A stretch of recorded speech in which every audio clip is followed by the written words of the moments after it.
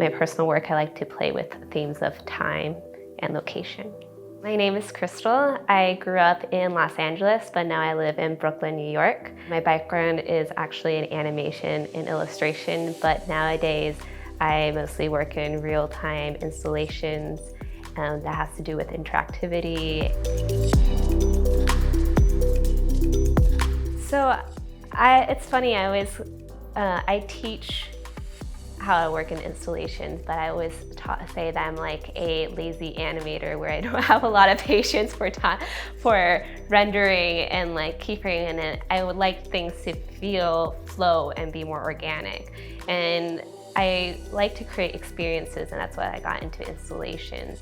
And while during the process of creating experiences, I liked how using other ways of creating motions of like data or like with music or with your body movements be the driver.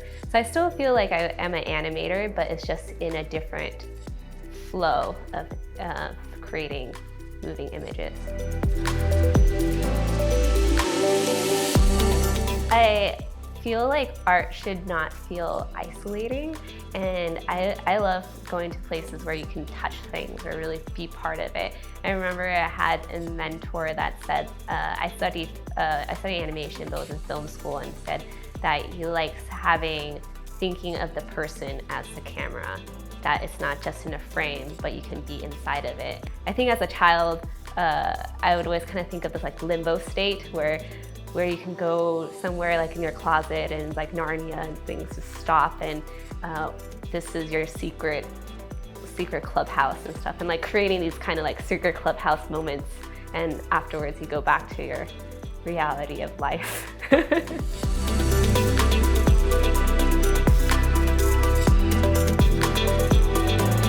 Yeah, I always try to remind myself that technology is just a tool and not the focus of it. So it's like, what is the storytelling you want to do?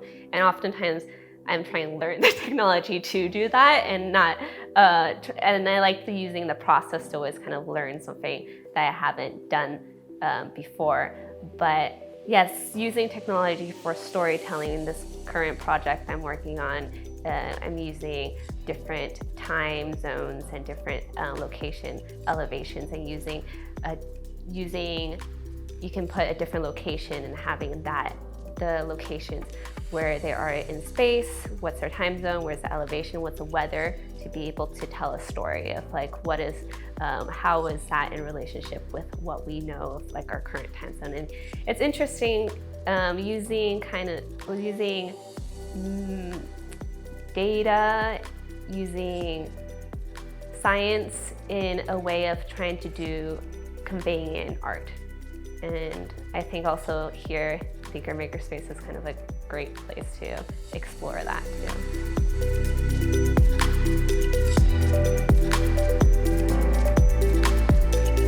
I'm doing what I kind of call a digital sundial, where a person can come to a space and select a location, for example, London, and then you select a location, and based on the location's time zone, elevation, and weather, that the light changes. And it slowly changes because it goes by a 24-hour time span. And there is creating this fabrication where there's different shadows casted in the space. So every minute it is unique to that location. And it's really great using a space because I get to fabricate and use the laser cuts and the 3D printers to create the shadows and create this installation for the project. Being back in New York, it was kind of like, I need to send it, wait for a week, get it. It's like, oh, it doesn't work. Like, let me try it again. And also having the support and resources, having the technicians and people kind of giving me like input and let me see things that I'm not seeing too. It's interesting the last few years, everything's kind of adding on. It's been a kind of a theme concentration of time in the last, I want to say, 3-4 years.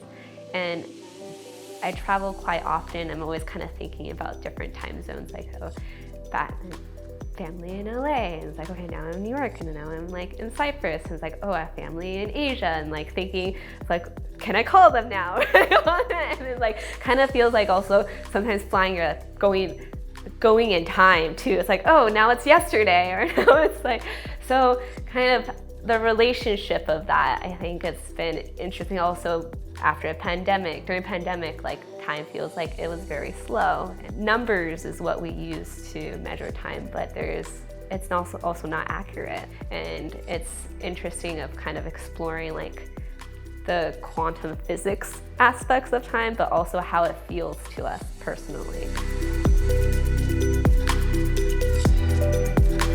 It is hard to survive. It's also even like professional work where you can be artistic in, but in that finding the art skills to also do your own practice. I teach and I do commercial work and I do my personal work, but I know if I only teach and if that doesn't sustain me, I'll start resenting it. So it's good to have multiple different paths of income and things that make you happy and support you, that you don't end up feeling that you have to rely on it, and then you get frustrated and get upset if that doesn't sustain you. So even also you don't know in this after having a pandemic, you don't know what is in the future. So if something like there's no live shows, but at least you have this other means that you do that can give you more support.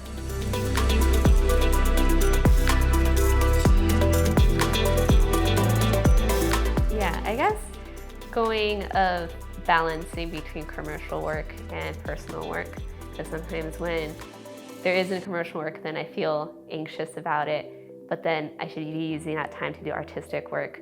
But then if I just do artistic work, I feel anxious that I'm not doing commercial work.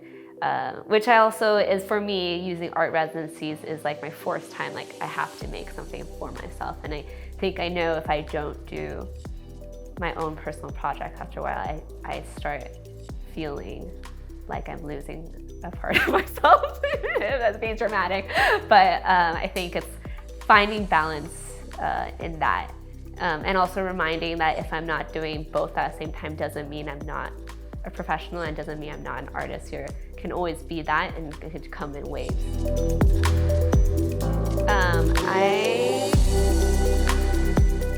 I'm excited for next week when it's supposed to be cooler.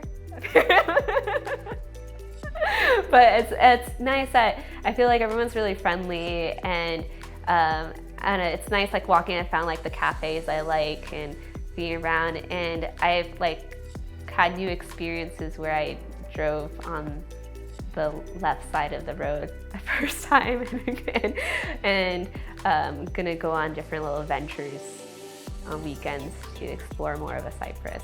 And there's a lot of cats. There's a lot of cats. And everyone's so nice to the cats.